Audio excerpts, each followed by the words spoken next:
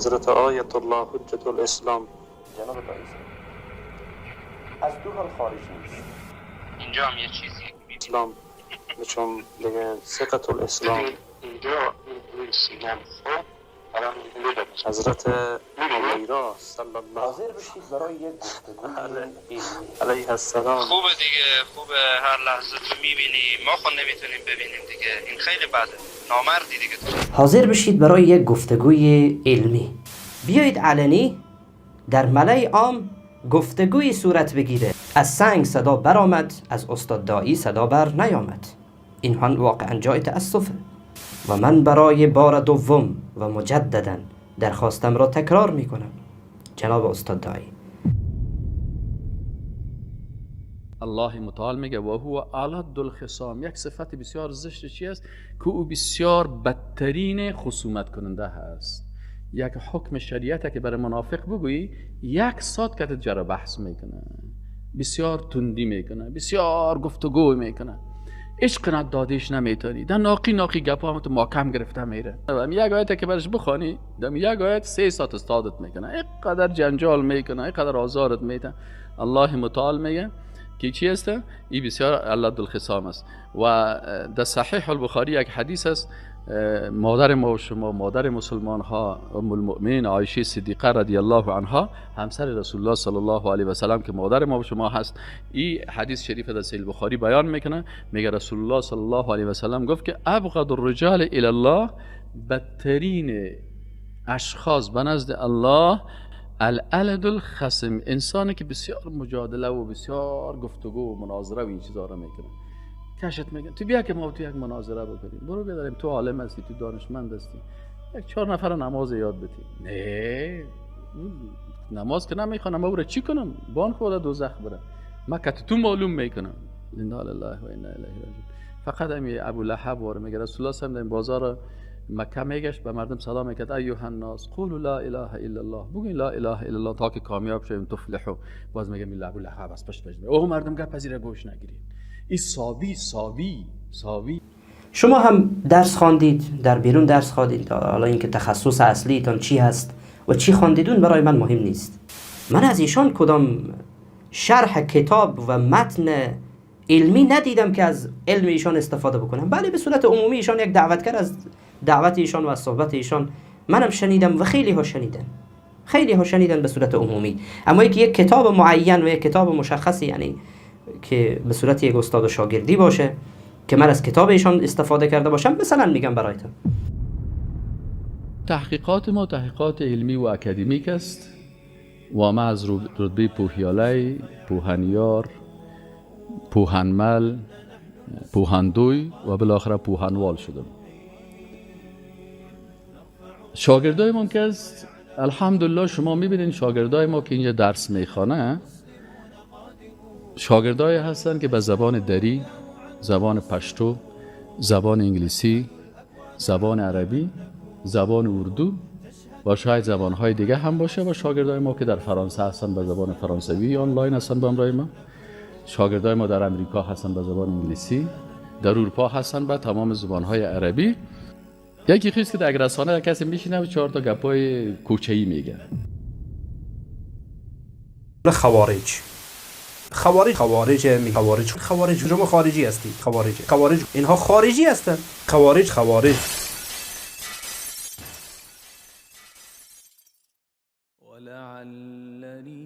فقط اینا یا آگاهانه یا غیر آگاهانه این نام ها را میمانند و مشکل نیست. برای مسلمان سختیش به خاطر از این است که در روز قیامت هر چیز محاسبه میشه. ان الله اشترى من المؤمنین انفسهم و اموالهم بان لهم الجنه. حاصل کردن جنت کار آسان نیست. الله میگه که ما از بنده های خود خریدیم انفسهم، جانهایشان را، زیرا وقتی کس مطابق قرآن و سنت حرکت کنه در طول تاریخ سختی ها و مشکلات دیده و میبینه و شاید به شهادت برد. ان الله اشترى من المؤمنین انفسهم و اموالهم بان لهم الجنه. به خاطر اینکه در مقابل مال مسلمان و خون مسلمان و جسم مسلمان، الله بر از او جنت میده. اما کسی که دین الله را تبدیل میکنه به چیزای دیگه،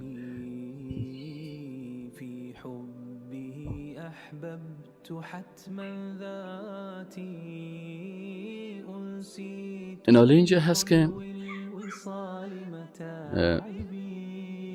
وقتی این تو نظام های طاغوتی آمدن و تحت حاکمیت اونمو کافرای بزرگی که اینا را مقرر کردن، اینا اینی فشار سرازیدی ملاهای علمای درباری آوردن، این اصطلاحات باز کشیدن برشن. اصطلاح پنجم چی است؟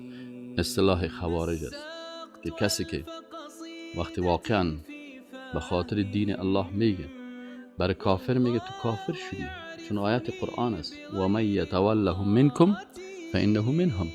کسانی که باز اونجا باب تولا هست و تبرا هست، کسانی که با کافرها دوستی میکنن، محبت میکنن، اینا را قلبا دوست میداشته باشن و حاکمیت از اینا را بالای خود ملت خود تطبیق میکنن، اینا چی هستن؟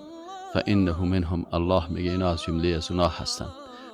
اینا اینی مشکلات شد که کسایی که باز اگر اینی آیات قرآن برای مردم تشریح کرد و بیان کرد، باز یاد میگه تو از دین چی هستی؟ خارج شدی. معنای خوارج هم نمیفهمه. خوارج کی بودن؟ خوارج کسایی بودن که در زمان حضرت علی رضی الله تعالی عنه شیعه علی بودن، طرفدارای علی بودن. وقتی که حضرت علی رضی الله تعالی عنه آمد که معاویه رضی الله تعالی عنه صلح کردن، از بین لشکرش اینا خیستن و حضرت علی رو تکفیر کردن. صحابه رو چی کردن؟ تکفیر کردن. معاویه رو تکفیر کردن. اینا به خاطر که از لشکر علی رضی الله تعالی عنه خارج شده بودن، نامشان چی شد؟ حالی که از اتاقم خارج شدی میگه این خوارج است. حالی که از مسجد هم برآمدی میگه این خوارج. یعنی همین اصطلاحات اسلامی را، اصطلاحات را انگلیس ها و دشمنای اسلام میشینن، خوب همتو جور میکنن و علمای درباری که بکس های دلار پیششان است، یا خب تورات کین تغییر داد، عوام بیچاره تغییر ندادن. فوایل للذین یکتبون الکتاب بایدیهم ثم یقولون هذا من عند الله. اونو کسایی که ولو که علم زیاد داشته باشه لکن به خاطر منفعت دنیوی خود کار میکنه، به خاطر چوکی و قدرت کار میکنه، بازی آماده هست پیغمبر بکشه، آماده هست کتاب الله را تحریف کنه، آماده هست فتاوای ضد دین بده و حق باطل بسازه و باطل چی بسازه؟ حق بسازه. از این خاطر است که ان المنافقین فی الدرک الاسفل من النار.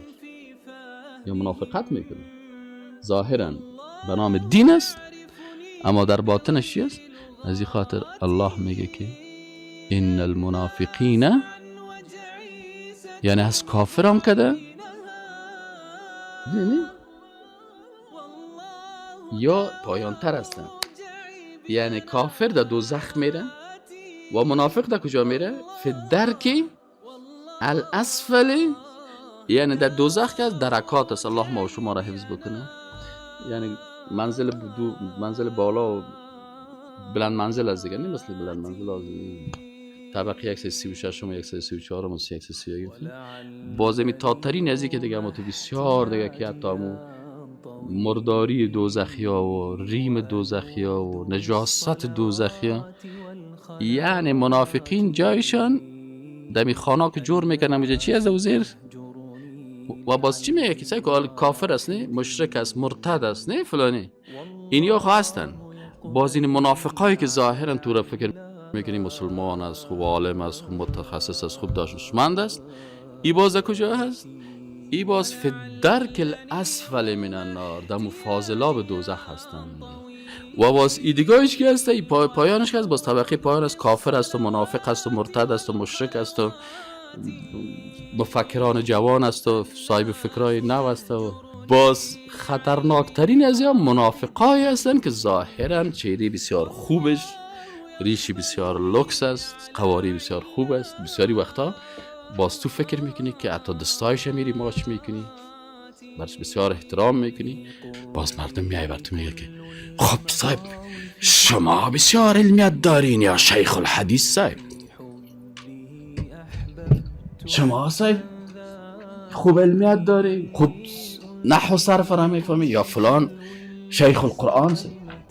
اینا تو بیچاره که گپ میزنی، تو جوان گپ کی قبول میکنی؟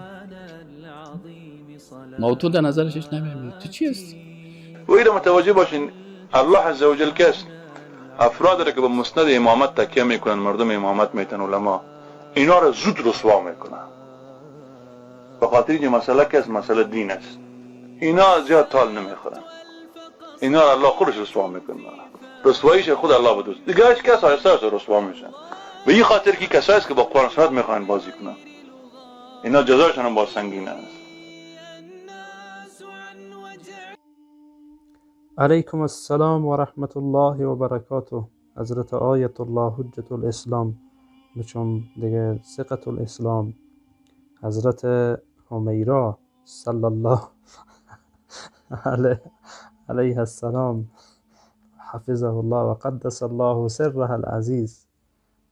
نه مشکلی نیه داخل اون نگذارین بهتره. خب شما نام بدین، اما نام خود که معزی و بعد از شما خواهش کنم. آها چرا نه؟ البته این بیرونشه که داخلشه، اینم که پاهای منه. اینجا هم یه چیزیه که میبینی. دیدین اینجا این روی سینم خب الان لیده بس کنم میبینی؟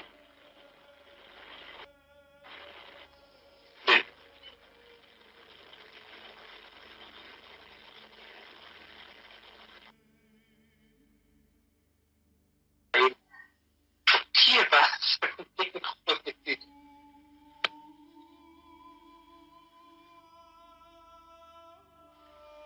جالبه؟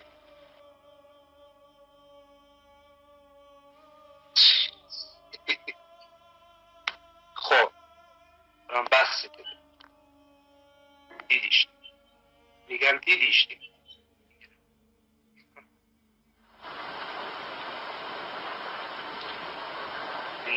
پشت سرمه، میبینی که پشت سرمه این آخرین دیوار حرم اینجاست.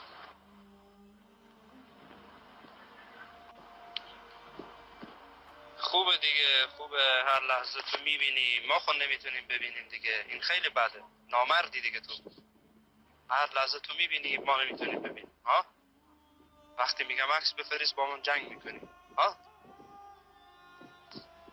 حالا چاق هم نیه که برات قطنبه بگم.